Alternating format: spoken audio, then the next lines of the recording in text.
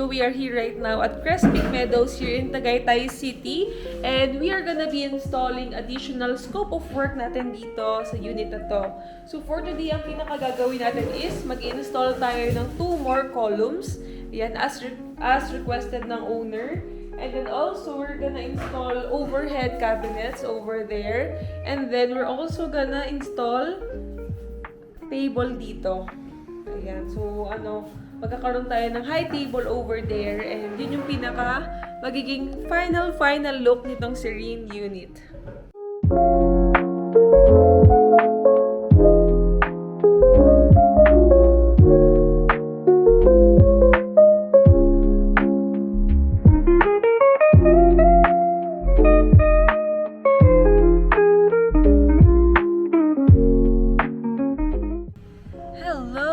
Ayan, so habang sila ay nagko-construct dito sa likod, dito sa loob, ganyan. So ang pinakaginagawa ko naman ay yung operations natin from the back end, like answering inquiries and all those things.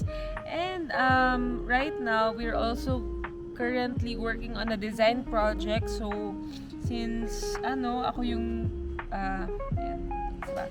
And right now, we're also working on a design project. So what I'm currently doing also is gathering pegs and inspirations and also sourcing suppliers for that latest project. So for that one, I'm also super excited na mag-design na. Yes. So it's actually a very busy day today and sobrang lamig dito sa Tagaytay. So I'm gonna show you guys kung ano yung itsura ng surroundings over here dito sa ating window na medyo mataas kasi tayo ay nasa 11th floor. Medyo nakakalula talaga siya. But it's okay. Ito yung pinaka-itsura nitong dito sa Crest Peak Meadows here in Tagaytay. Ayun. So, currently, lalo na sa baba, sobrang lamig dito sa Tagaytay. Ayan. So, very, naman siya, very makulimlim. Pero for sure, once na bumaba na tayo ng Tagaytay, maaraw na. Kasi ganun yung situation dito for days already. Ang nangyayari is sobrang ulan dito sa Tagaytay. Meanwhile, pagbaba ng Tagaytay, like along Santa Rosa lang or di kaya silang, okay na yung weather. And actually, while this is happening over here, later we're also gonna go to Lush Residence to fill up forms and permits kasi after half day lang tayo dito sa Serene and then our next destination na is yung sa Makati. So we are also currently working on a project over there and while also this is happening, one of our team members, actually 2 of our team members are currently purchasing.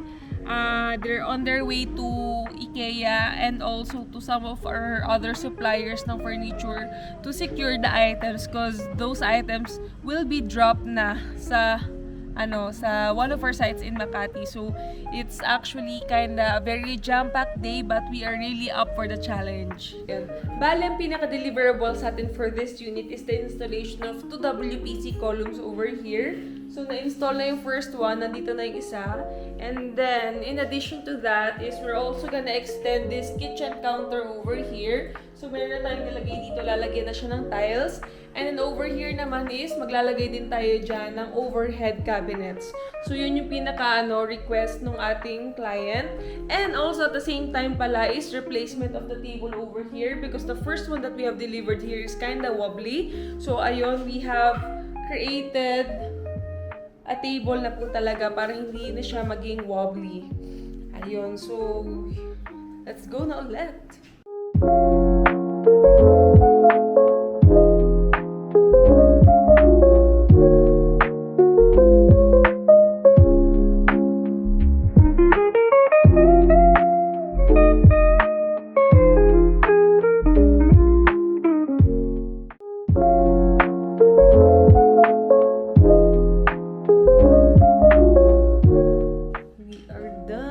Sa table and dito sa ating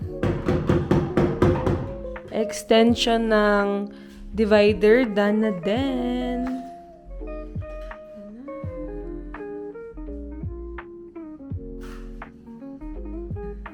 Done na din sa overhead cabinets. Tanan! Ayan.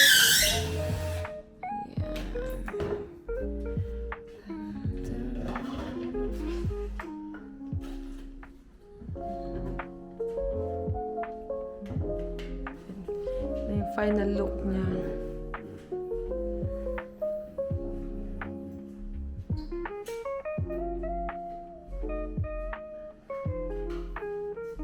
Hello everyone! So, we are on our way back to Makati. So, time check, it's actually already 4:04 p.m. So, hinahabol namin yung admin hours at this point kasi by 5 p.m. tapos na ang laban. Charot. Pero by 5 p.m. hanggat dun lang yung time ng admin. So, we are hoping na sana makaabot kami. Kasi if hindi kami makaabot ngayon, medyo madami yung kailangan iangkat na gamit or like kargahin na gamit. Kasi meron dong isang bed, 2 sofa, may mga shelves din, and marami ding parcel. So, hopefully makaabot kami sa cut-off. Ganyan. And also, as far as I know, yung isa nating staff is also on their way na papuntang Lush. And meanwhile, yung laminated boards naman na binili natin is also about to be picked up na. So, medyo talaga siya, hectic day to day. But it's okay. We signed up for this. At least, I'm very happy kasi yung pinaka-client natin sa Serene, ganyan, is very happy with what we created, ganyan. So, it's really nice. And mas nakaka-happy talaga kapag ganun. Kasi syempre, masaya kayo.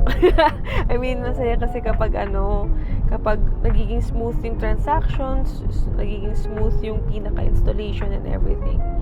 Ayun. So, na kami ngayon? Chop o'clock na kasi ngayon ay 4:08 na. So, sana makaabot tayo.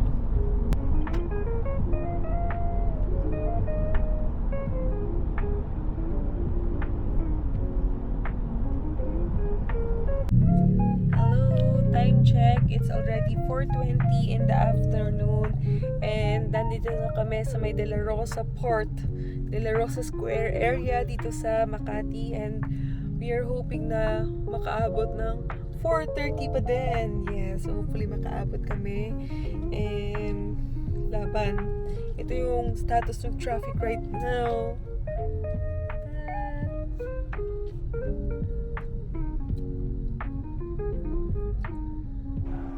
Hello guys, just an update. Time check is already 4:39 and nakapasok kami. Hello everyone! Nandito na kami ngayon sa pinaka drop-off area or like delivery area dito sa condo na kung saan kami naroroon. Wow! Grabe! Anyway, so time check, it's already 5 o'clock in the afternoon and nakarating na yung pinaka flexi truck. So thank you Lord, umabot po kami. So ang gagawin na lang namin is ngayon na ibaba na namin yung aming DIY na pushcart over there. Ayan. So, sobrang niyan. Build to last talaga yan. Ayan. So, na okay na siya. So, kami antay na lang talaga natin yung pinaka-service. I'm so excited for this one. And I'm super, super happy na umabot kami. Ito na siya. Andiyan na. Dumating na.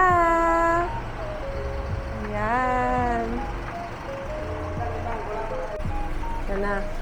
Yan yung aming DIY cart. Hindi pa napipinturahan, pero does the job. Sobrang heavy duty nung niyan. Gulong. It may look small, but it's terrible. Wow! Ayan, ito na ang mga aming gamit na in-order sa aming mga suppliers. Ayan, so nakalagay na siya dyan. And then, andito naman yung isang rug na binili din namin. And then, ito yung table na in-extract namin kanina sa Tagaytay project. Meanwhile, meron din tayong sofa over here. And meron tayong sofa and deconstructed bed. And ito na, sinisimula na siyang ikarga. Ito.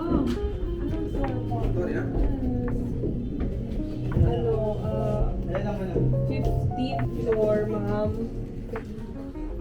Hello. Flowers. Buhay na buhay. Ay, dyan na lang kami sa kabila. Okay. Okay, dito daw kami sa kabilang elev. Hello! Nandito na kami sa unit na pagdadrapan ng mga daladalahan. Ayan. Ito Ito na yung itsura niya. Ang ganda yung view niya. City life kung city life. Ito, ano to, industrial.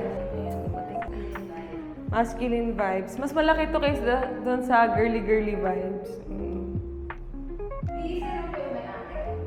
Mag-BFF. Ayan, so kami ay tapos na kami mag-drop ng mga kagamitan. Yes. So, yan yung mga gamit namin. So, talagang gabundok talaga siya. Ayan. Okay.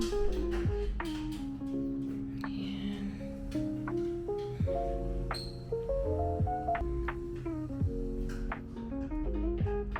Ayan. So, ang gagawin na lang namin is meron na lang kami hinihintay na one last supplier. Basically, may pinalalamove kami ng mga boards and then after that, kami ay sisibat na. Oh, sibat! Grabe po ng tulisan. Ayan, so ito kami. Hello!